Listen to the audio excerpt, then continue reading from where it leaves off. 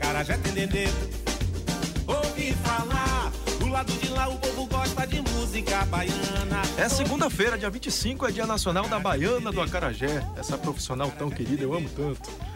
Sem a qual muitos soteropolitanos não poderiam viver.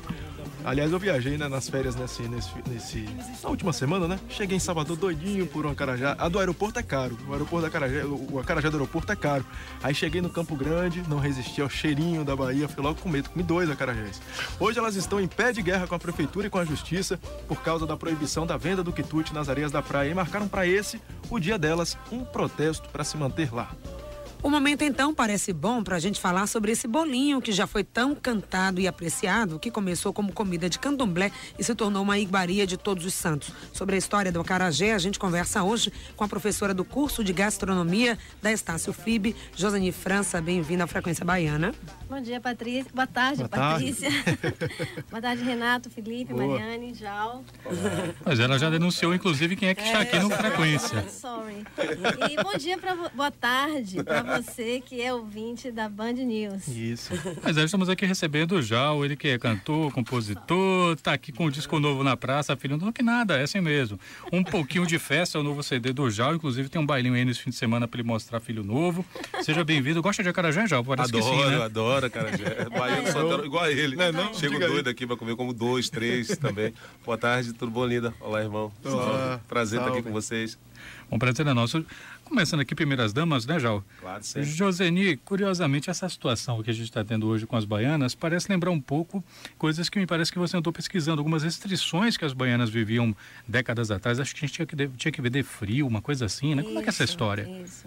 Na verdade, a história da própria culinária afro-baiana, que é como eu gosto mais de chamar, e alguns historiadores colocam assim, ela passa exatamente por essa transformação com a emancipação dos afrodescendentes no momento que eles puderam ter liberdade para exercer sua profissão. Então, eles puderam mostrar para a população a criatividade deles no sentido de usar os insumos, os ingredientes que tinham aqui para produzir aquilo que eles viviam lá. E aqui eles encontraram, inclusive, uma riqueza muito maior de ingredientes.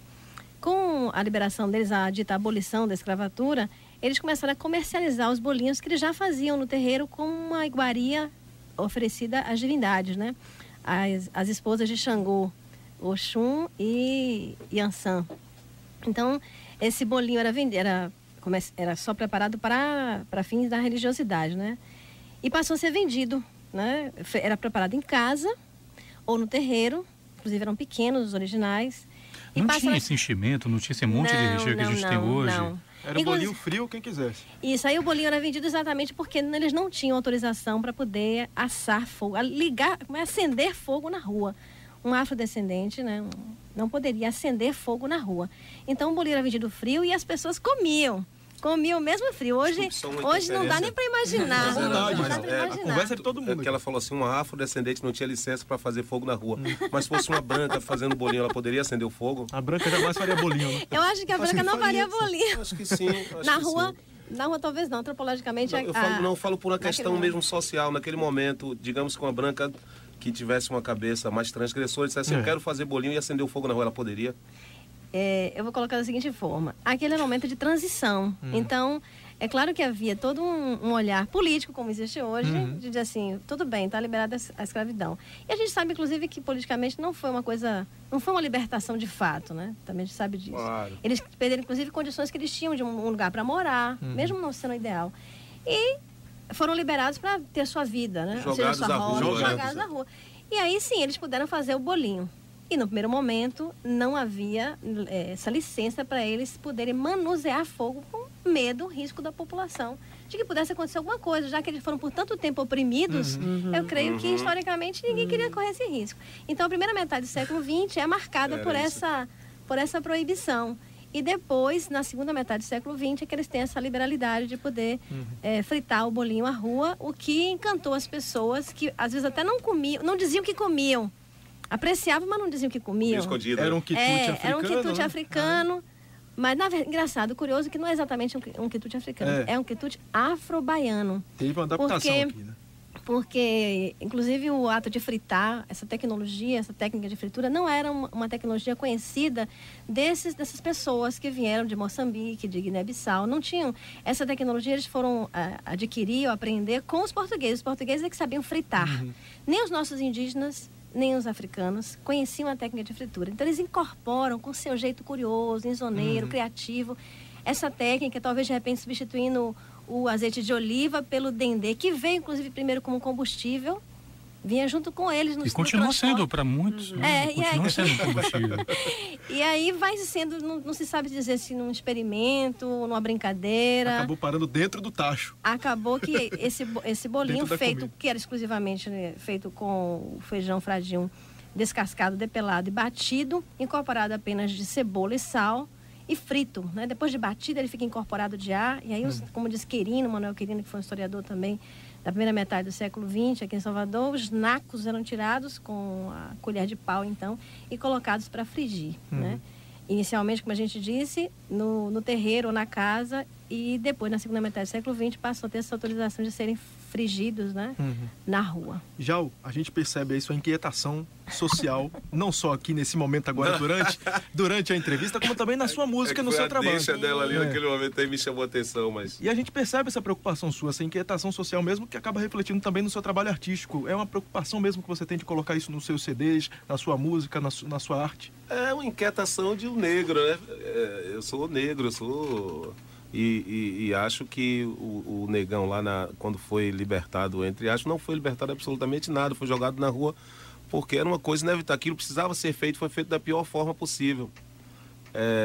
Mas eu tenho uma inquietação de ser humano, de aprender um pouco mais sempre, transformar a minha vida e com a minha música poder transformar a vida do outro para melhor, né? Tentar sempre usar a música como arma de libertação mesmo e de consciência das pessoas, intelectualizar um pouco ou não, popularizar, mas dizer alguma coisa de alguma forma. Nesse CD, pelo menos, me parece que a onda é um pouco mais uma pegada, vamos curtir a vida, né? Tipo assim... Um pouquinho de festa é bom, né? Um pouquinho de festa, reticências é bom, né? Bom. Exclama, é bom. E várias músicas, inclusive, chamam, já no título já denunciam que vem festa nas faixas, né? É um disco mais dançante. Tem um BG aí, Renato, pra gente colocar, pra ilustrar aí? O seu Mariane pode providenciar aqui pra gente, talvez a terceira, o seu Mariane? Vamos lá, vamos ouvir. Pode falando sobre o CD. Essa música, que música é? Qual é que tá rolando? Pode tocar. Qual é? Sabe? A 2, a 3, só pra poder falar se... Pra vê-la sorrir, se essa solidão no mundo. Então, tem a participação de Saulo. A gente acabou de gravar um clipe e ficou lindo, o clipe com aquela imagem de cinema. Trouxe uma turma de São Paulo para gravar aqui na Bahia Todos os Santos. Legal. E essa música, ela fala dessa relação social mesmo, que meu mundo é perfeito, não tem preconceito, foi do barro preto que Deus me criou, a ficar no peito, a África no preto, eu amo e me deito sem medo, sem dor, é uma acarajé. Essa música, você falou isso, mas são todas dançantes, até as mais românticas, as que falam de amor, as minhas declarações de amor são dançantes nesse disco. Você, inclusive, coloca dentro dessas músicas, você traz de volta a Maré Bom. Por que trazer a Maré Bom de volta para o Porque disco? a Maré Bom, né? Um pouquinho de festa e... Vou dizer porque a Maré Bom. A Maré Bom são 11 canções autorais. E aí eu queria fazer uma música com 11 canções inéditas também, né? Aí ficaram 10 inéditas e uma reinserção, que é a Maré Bom. A Maré Bom é a música que as pessoas mais baixaram na internet. A gente fez eu estou com um empresário novo, que é Rodolfo, que é uma figura com uma estrutura empresarial muito forte, uma sensibilidade também muito grande. Então ele fez uma pesquisa na internet e a gente era um artista baiano com 3 milhões de views na internet. E nesses 3 milhões, me parece que 1/3 disso pertencia a Maré Bom. Então eu falei, essa música merece uma nova chance, né? Porque é uma música muito forte, as pessoas gostam, a gente mesmo de reverenciar e dar às pessoas aquilo que elas querem. Às vezes acontece isso, né? Aquela música que vai, que tem essa abertura. Tem algumas canções que fazem parte da vida das pessoas, que criam um momento assim, de integração no show muito grande, mas que não representam um sucesso como essa Maré Bom tem na internet. Ela é uma canção que tem uma letra bacana, interessante, mas ela não tem essa força no show, sabe? Mas na internet ela tem uma força absurda, porque ela fala de amor, fala da vida, deixa que tudo tem seu tempo, deixa tudo em tudo acontecer, cante, conte, não esquenta, deixa a vida tranquila, vamos com um sentimento nobre que tudo vai dar certo. E as pessoas se identificam com essa canção de Agora, Maria. já que a gente está falando, Felipe, dessa coisa que da música, né, que tomou esse lugar e que ganhou esse espaço, eu queria voltar aqui para a professora Joseni, porque tem a acarajé, tem o abará, tem até o acaçá, que sai um pouco, enfim, né, do consumo, mas o acarajé, ele ganhou um destaque também, né, entre esses bolinhos fabricados. Por que será? Por que será que o acarajé Tem ganhou tanta explicação popularidade? histórica ou é só o sabor mesmo? Pois é, por que o acarajé ganhou E é uma coisa esse engraçada, sucesso porque todo? É engraçado, você citou o acaçá. É bom demais. O acaçá era o preferido de Dorival Caymmi, Tem até por música exemplo. pra isso. Ele já cantou, por exemplo, e o cantou, acaçá sim. não conseguiu Ah, eu gosto de derrubar o abará acarajé, também. por Pois é, exemplo. acarajé Tem ficou... aqui um ouvinte falando, o José, disse que melhor que acarajé é só 2 abarás. Eu prefiro acarajé, vou fazer a rodada aqui. Eu prefiro acarajé, você já. Eu prefiro uma acarajé e um abará, eu sempre como 2. Professora, O abará. o abará. Renato, Eu sou acarajé nauta. também. Ah, acho que os dois. Agora é fácil Os dois. imaginar por que que o acarajé tem essa presença tão marcante. E o acaçá não tenha, né? O acaçá é um bolinho de sabor, até na literatura fala assim, insosso, sem nenhuma crítica. Também é um bolinho que foi criado com uma devoção. Ele é feito de fubá de milho branco ou do amarelinho, né? Envolto em palha de banana. E ele não tem o sabor marcante que o acarajé tem. Nem de sal, nem de açúcar. Às vezes tem um leve toque de sal, mas o que é oferecido mesmo não tem nenhum sabor marcante. Inclusive, no Rio de Janeiro, o pessoal até usa dentro do caruru como um complemento para equilibrar os sabores que são fortes, que estão no prato. O acarajé, por estar envolto na questão da fritura, e fica incorporado de muita gordura, e a gordura tem uma sensação muito gostosa na boca das pessoas, né? A gente diz que a gordura dá palatabilidade, dá gosto. E é Dá uma crocante, sensação, né? é crocante. E é quentinho, né? Tem essa questão de ser crocante, ser quentinho, que quente dá uma sensação de conforto. A psicologia explica isso, a questão de conforto. De útero, né?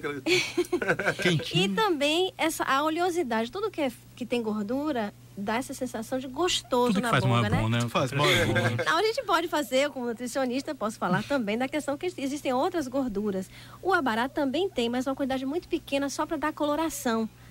E não fica impregnado como o acarajé. E muitas pessoas não conseguem nem imaginar que ambos são feitos da mesma matéria-prima. O feijão fradinho misturado com cebola e sal e batido.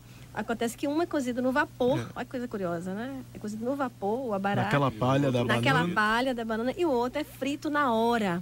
E o que eu acho mais incrível da tecnologia das baianas, né? De como elas conseguiram ao longo do tempo incorporar isso, é que o bolinho é feito, teve que aumentar de tamanho, o que significa que teve que, digamos assim, acertar o ponto de que ele ficasse completamente cozido, inclusive no seu interior, e você vê que uma boa baiana, você abre e está cozido o bolinho, né? E a gente acredita que, inclusive, esse processo de batimento que elas têm, né, aerando, permite realmente que haja uma infiltração da temperatura até a parte mais profunda, a parte mais interior do bolinho. E elas ficam rolando ele no azeite, né? Rolando com Isso auxílio de define um a baiana garfo. mesmo. Acho isso muito incrível, Se a né? baiana boa, O não boa, né? domínio da tecnologia, né? Pois é. Na sua Isso define a simplicidade, um domínio de Agora os dois tecnologia. convidados da gente, olha só, Patrícia e Renato, vieram da rua agora há pouco, não trouxeram um acarajé pra gente. Sabiam que tinha falar sobre acarajé. Tá bom, tá tudo bem. Daqui a pouco a gente volta a conversar com vocês. Eu trouxe o livro. Trouxe o livro, pronto. Trouxe a música. Mas música. música, olha só. A são- gente tinha que entrar com acarajé, né? Pois é. Só acarajé. São dois alimentos. Pois é. A música é um alimento da E a alma, leitura né? também. E a claro. leitura também alimenta a nossa alma. Saiu nosso bem essa espírito. professora. Não é, rapaz? nossa. Professora é professora. Não, né? já também, Dá né? zero a você e tô ainda aprendendo justifica.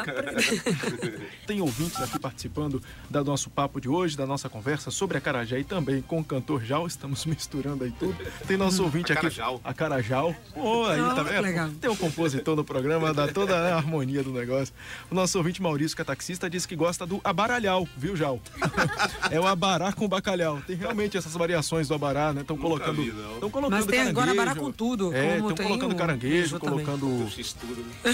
Entre os dois quitutes, realmente o acarajé foi o que preservou melhor a sua identidade, né? A sua primeira receita, segundo esses levantamentos de Manuel Quirino, eu achei incrível que alguém já na primeira metade do século XX, aliás, mesmo antes, Freire também, né? Olhando com um olhar de pesquisador para a comida e para a identidade cultural que a comida tem.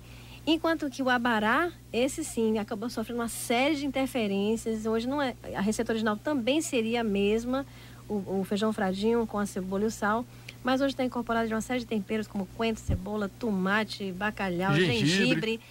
realmente foi o que mais sofreu interferências durante a evolução. Talvez até para tentar competir com a acarajé, com a notoriedade, com o sucesso que o acarajé tem, né? Pois é, é o Mac do baiano, né? O acarajé, dizem. Sim, pode ser considerado, inclusive, um fast food, né? Na medida em que, do ponto de vista bom, vamos colocar do ponto de vista bom, é possível ter fast food como uma coisa boa. A gente caracteriza muito, mas um bolinho que é feito na hora. Ou seja, você encontra pronto, ela não vai fritar um monte, ela vai fritar só aquela quantidade da demanda fresquinho das pessoas que vão chegar ali, dos clientes. Agora eu ouvi dizer, por exemplo, que não se deve comprar acarajé de noite porque o óleo já foi muito processado. Isso é verdade? Ela vem polêmica. Olha, porque eu só posso comer de noite, infelizmente. Também, né? Então você deve fazer que nem Jal, né? E procurar uma pessoa com a qual ele tem a identidade, a clientela. A gente não pode garantir isso, mas meu marido, ele gosta muito de brincar, ele está me ouvindo, inclusive, ele é médico. E ele fala muito sobre isso. Ele diz que é uma brincadeira, claro, né? Que o óleo de dendê está sendo reaproveitado não só durante o dia, mas ao longo de dias e meses. É uma brincadeira. Mas guarda mesmo ali no potinho ali do lado. Aquele fresco do dia seguinte é o velho do dia anterior. Realmente, do ponto de vista nutricional, ficar reaproveitando pode acontecer realmente um comprometimento da qualidade, inclusive do sabor do quitute. Então, acho que aquelas que realmente privilegiam um bom sabor vão preferir usar um azeite fresco, azeite do dia. E antes do intervalo, só registrando também o nosso ouvinte José, que disse que falar de acarajé nas horas que antecedem o jantar é uma tremenda maldade com os ouvintes. Você ainda tá no carro, meu filho, na rua, pode parar aí na primeira esquina que achar e comprar um acarajé. A gente nesse estúdio, ficar falando aqui, né? Nesse estúdio frio que não tem, tá quente hoje, mas não tem nenhum acarajé aqui na esquina. Quero uma baiana aqui dentro da Band. Vou fazer esse pedido aqui à chefia. Band News FM, Frequência Baiana. Um anjo torto, meu alto astral, o som de Mano Tchau. 5 horas e 36 minutos, estamos aqui recebendo no Frequência Baiana, estamos recebendo uma discussão variada. Na segunda-feira é Dia Nacional das Baianas de Acarajé e por conta disso nós estamos aqui recebendo Joseni França, ela que é professora do curso de gastronomia da Estácio Filme. E além do bolinho, nós vamos falar também do bloquinho, porque esse fim de semana já se apresenta... Domingo, baile do bloquinho. Todos os caminhos levam ao Pestana. A festa começa às 17 horas e acaba ali 22h30. A gente tem a abertura dos Marchistas, né, que é uma banda de marchas, composta por Tennyson Del Rey, Quintanilha, Tati e Jomar, 4 feras. E depois aí eu começo meu show e dentro do meu show tem a participação de Saulo. Vai ser lindo. E tocou aí Anjo Torto, a gente abriu o bloco falando, ele já se animou aqui, falou, adoro essa música. Queridinha, essa. Essa é uma das. Não, são 11 filhos, né? Não é, essa música filhos. Filho, né? 11 faixas. Mas essa eu gosto dessa faixa porque é uma homenagem a Mano Tchau e a sonoridade ficou linda. E o timbre da voz, analisando assim tecnicamente, né? Ficou lindo o som da música, aí eu gosto. Falando na sonoridade, né? Você tem o envolvimento aí no CD justamente de uma das pessoas que vai se apresentar no domingo, que é o Tennyson, e também tem o Mikael Muti.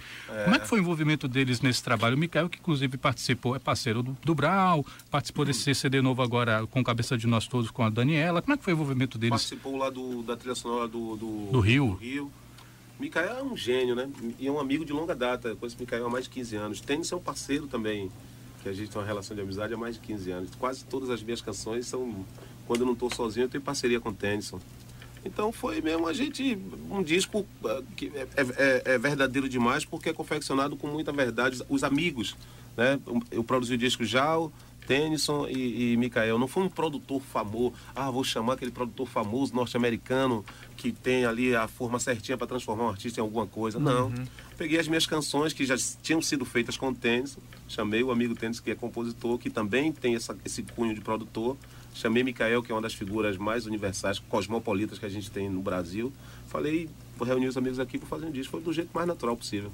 Sentado aqui comendo acarajé e tomando a cervejinha, a gente fez legal, um disco. por isso que ficou bom. É verdadeiro. Também. Não tem nada melhor do que fazer coisa com os amigos, né? Com os amigos. São coisas que realmente não tem preço. Não tem preço, porque você conserva a naturalidade. E as pessoas conhecem você. E as pessoas conhecem, exatamente. Sabe o valor daquilo que você está produzindo. Tem respeito. Exatamente. Aí você pega aquele maior produtor do planeta Terra, ele vem com aquela bagagem inteira, tentando o tempo inteiro te transformar nele. É uma coisa... Sem respeitar o que você é. É uma coisa sem entender o que você é. Pois é, te querendo te rotular, né? Colocar você dentro de uma embalagem que já veio lá dele, ele produziu a embalagem e quer te meter dentro. No ano seguinte, que você não tem aquele produtor, você vira uma mentira, porque você não pode reproduzir aquilo que ele fez. Tem um produtor que é muito requisitado pelo pessoal mais independente, né? Que é o Cassim. E Cassim é fantástico. Ele se apresentou aqui, volta e meia. Vocês têm até alguma coisa assim no jeitinho de ser. Cassim é muito calmo, assim, também tranquilo. Calmo o que, Renato? Não vou nem contar. Tô brincando. Vamos pular essa. Mas enfim, eu acho que o Cassim falava isso, né? O produtor muito requisitado, ele falava que ele acha que o produtor tem que saber vestir a pessoa. Tem que saber. E que se ele ouvir pessoas diferentes que ele produziu e sentir que tem muita coisa parecida, é sinal de que ele errou. Ele fala isso. Ele errou, não tenha dúvida. Eu acho que o produtor, eu concordo com o Cassim. Tem um disco que eu fiz, foi produzido por Alê Siqueira, Cassim, ele toca steel guitar, né? Muito bem. O produtor, ele tem que entender a verdade do artista e potencializar. É o único objetivo do produtor. Entender a verdade do artista e potencializar. Se ele não entende a verdade e se não reside nele a capacidade de potencializar, ele não tem que fazer o disco. Quando o produtor aceita produzir um disco onde ele não enxerga verdade no artista, ele vai vestir o artista de toda a verdade dele, produtor, e transformar o cara numa mentira maior ainda. Eu entendo que Cassim, quando diz vestir o artista, ele incorporar o artista, né? É isso que você... Sim, por saber o artista, saber vestir, saber dar aquilo que ele precisa e não aquilo que é uma identidade do produtor. Exatamente. Potencializar o natural do artista. Professora, falando da embalagem, rótulo, tem acarajé também, cheio de embalagem bonita aí, sendo vendida em shopping, delicatessen. Que história é essa? Tem a igreja... Daqui a pouco a gente chega nesse assunto aí, já tá só antecipando as pimentas pra dentro da cabeça aqui. Ia falar demais. Olha, a Associação das Baianas de acarajé, que também inclui os vendedores de mingau, e por isso que o número é tão grande, né? Tem um olhar realmente em relação a isso, porque elas advogam e colocam que só aquelas que são realmente identitárias da crença, da vivência do candomblé que podem ter essa permissão de fazer a venda. Eu creio que estando no tabuleiro, aí a minha opinião pessoal, estando no tabuleiro, você tem o que a gente chama realmente de identidade, que foi a primeira palavra que já usou agora. Então o bolinho, ao ser tombado em 2004, ele se tornou com patrimônio imaterial, ele provou ser uma identidade. E essa identidade está relacionada com o tabuleiro, com a mulher que tem esse poder, né, na mão, desse conhecimento de como afeiçoar as pessoas pela comida. Isso é uma coisa de Freire, e é muito, muito bonito Gilberto Freire falar sobre isso. Então, e o espaço que ela ocupa também geralmente é um ponto conhecido, aquele lugar lá no Largo do Rio Vermelho, lá em Itapuã, lá no Terreiro de Jesus. São pontos turísticos, então é toda uma identidade de espaço, de turismo. Então, de fato, estando vendido no tabuleiro, está casando tudo, né? Comer uma acarajé é uma experiência sensorial. Tem não é só comer uma já que o Jal foi e voltou, né? Mas agora vamos todos. Agora vamos. Coletivamente é melhor.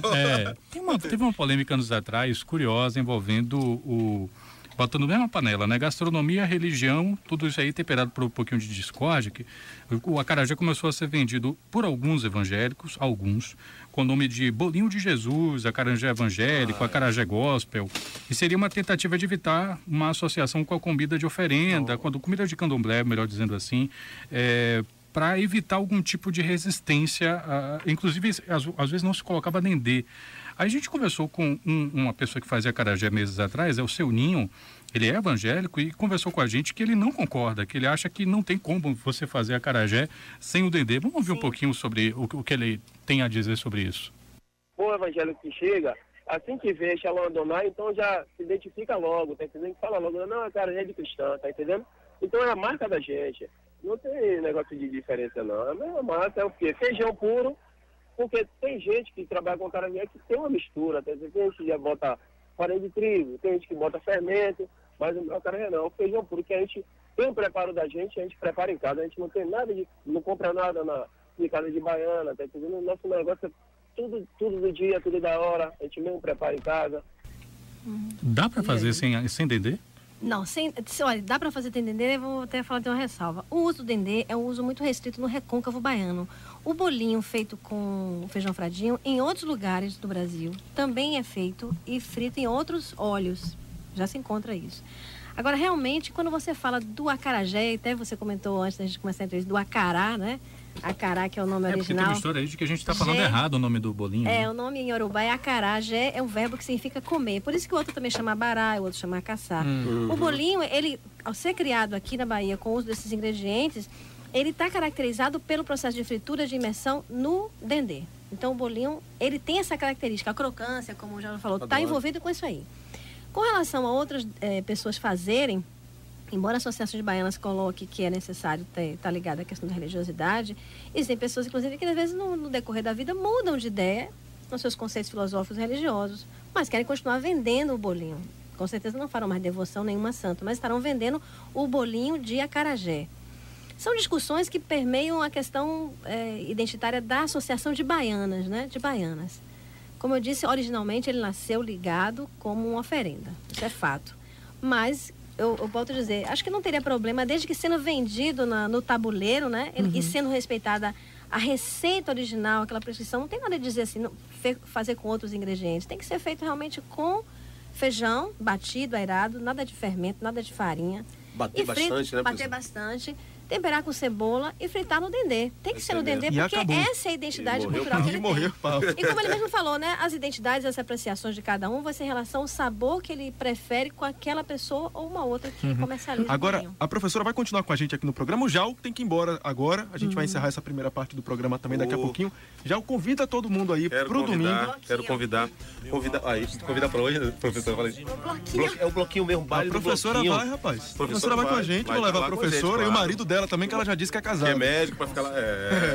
Então, dia 24, domingo próximo, lá no Pestana, a partir das 17 horas, baile do bloquinho. A abertura fica com os marchistas e depois o show de Jal, que sou eu, né? Pegou a Pelé falando. Com a participação de Saulo. No Pestana, 17 horas, a festa acaba 22h30. Baile do Bloquinho a gente tem esse domingo agora, né? Domingo próximo. Depois vamos ter mais dia 15 e 22 de dezembro. Depois dia 12 e 19 de janeiro. E aí dia 9 de fevereiro. E aí depois só naquela quarta-feira que antecede o carnaval. O verão é uma criança, tava desejando. Quantos dias, viu, pra chegar o verão? Porque eu sou festeiro. Eu gosto. Adoro ensaio de verão, esses shows que tem na cidade. O um ano inteiro, eu ia toda semana. Você já tá certo com relação ao carnaval, João?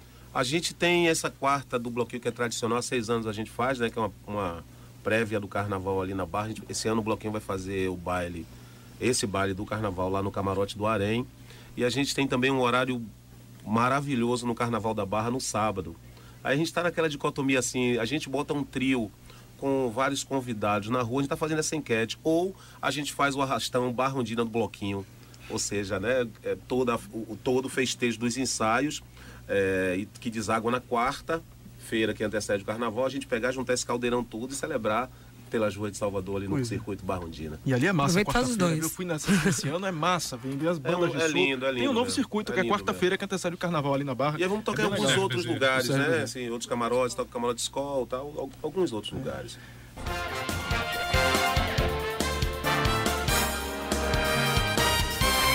Agora 6h09, a gente retoma o nosso papo sobre acarajé. Tem um vídeo participando. O Maurício diz que em Brasília, lá na cidade satélite de Itaguatinga, o acarajé é frito com óleo e não com dendê. Agora 6h09. Exatamente o que eu falei. Exatamente o comentário que eu fiz, né? Que em outros lugares do Brasil e até mesmo no interior de Salvador, você encontra o bolinho frito em outras gorduras. A identidade dele está vinculada à fritura no dendê, mas a comida com o dendê é uma comida do recôncavo baiano. Está muito ligada ao recôncavo baiano. Quem está falando aí é a professora do curso de gastronomia da Estácio FIB, Joseni França, que é a nossa convidada do Frequência Baiana de hoje. Que estava falando agora há pouco dessa necessidade da preservação do acarajé, não só do quitute, do bolinho, né, que já tem esse reconhecimento, mas de tudo o que está envolvido, a própria preservação da profissão da baiana do acarajé e de todas as características, né, que o acarajé traz. É importante lembrar que a profissão é regulamentada pela própria prefeitura desde 1998. O bolinho é patrimônio imaterial, né, da nossa querida Bahia desde 2004. Essa relação que existe com o turismo, que é forte, que é marcante, que as pessoas buscam, vêm com curiosidade, e que o baiano também aprecia e gosta. E o fato de que, além de pesquisarmos por muitas vezes as questões higiênico-sanitárias ou outras que estão relacionadas com o alimento, mas a questão histórica mesmo, né? Da nossa identidade cultural, de como isso precisa ser preservado. E eu acho lindo lembrar de pesquisadores como Josué de Castro, que na primeira metade do século XX, Manuel Quirino, olharam com um olhar tão... Gilberto Freire também, né? Com um olhar tão bonito para a alimentação. E que isso precisa ser mantido e resgatado, porque é a nossa cultura, faz parte da nossa cultura. Podemos viver sem muitas coisas, mas não vivemos sem comer. E vivemos também da nossa história, né? Daquilo que nos identifica. Tem eu estive no Rio de Janeiro esse ano, encontrei, acho que ali perto do Teatro Municipal do Rio, uma baiana de acarajé, que era daqui da Bahia. E o que mais me chamou a atenção é que ela tinha camarão defumado. E eu tinha a impressão de que camarão defumado era a coisa mais difícil de você ter fora daqui da Bahia. Como é que funciona isso? E qual a dificuldade de se conseguir? Olha, hoje no Brasil não é difícil você conseguir ingredientes indo de um lugar para outro, né? Há pessoas, inclusive, que levam para fora do Brasil a nossa farinha. Isso. Então, isso não é difícil comprar. Ela consegue, com certeza tem familiares e pessoas, manda vir. Mas hoje, é difícil conservar, por exemplo, para você conseguir trabalhar ele, para você poder preparar um acarajé fora? Não é difícil, não. Não é difícil. E se é uma baiana de acarajé, ela sabe como comprar o produto, com que identidade vai comprar, com que qualidade e como deve preservá-lo e usá-lo. Você está falando de uma pessoa que foi daqui da Bahia. E lá no Rio também tem as próprias baianas do Rio de Janeiro também. O Rio de Janeiro é um lugar também que tem uma identidade muito forte.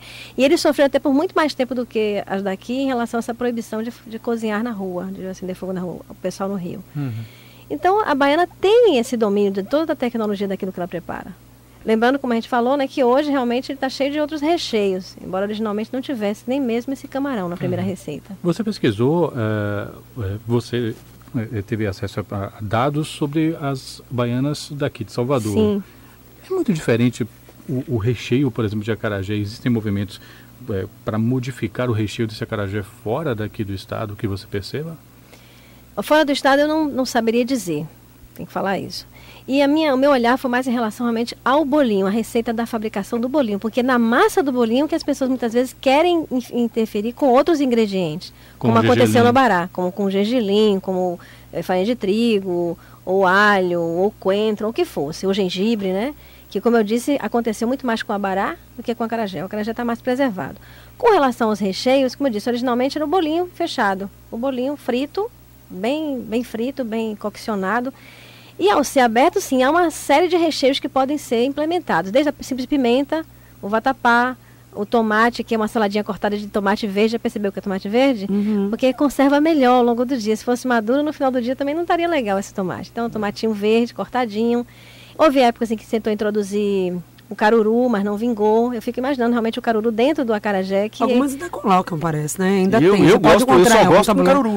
Tá aqui o Felipe gosta do caruru. Mas não é o mais forte. O mais forte realmente é com a pimenta, com o camarão, às vezes triturado, com o vatapá, com a saladinha sempre. No Campo Grande se encontra muito, assim, o camarão triturado. Triturado. Assim. São essas que, na verdade, têm relação com as demais ofertas de alimentos dentro da culinária afro-baiana.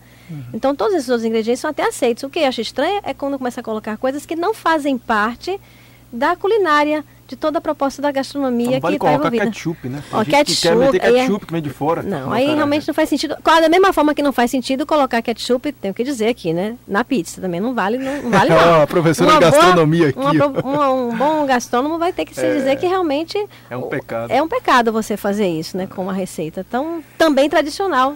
Agora, a forma como esse bolinho vai ser servido, por exemplo, em algumas festas e até recepções, ele não no tamanho que está hoje original, mas ele menorzinho, ou seja, isso não descaracteriza. Cortado para servir como aperitivo. Sim. Isso faz parte também, já. Faz parte também. Não descaracteriza. Não descaracteriza, e uma coisa interessante porque você mostra a versatilidade. Ele nasceu pequenininho, passou a ser grande. E hoje voltou a ser pequeno. É o que a gente chama na gastronomia, falando um pouquinho de gastronomia, de menu degustação. Você tem um serviço, você pode fazer qualquer coisa que está em proporção maior, tortas, né?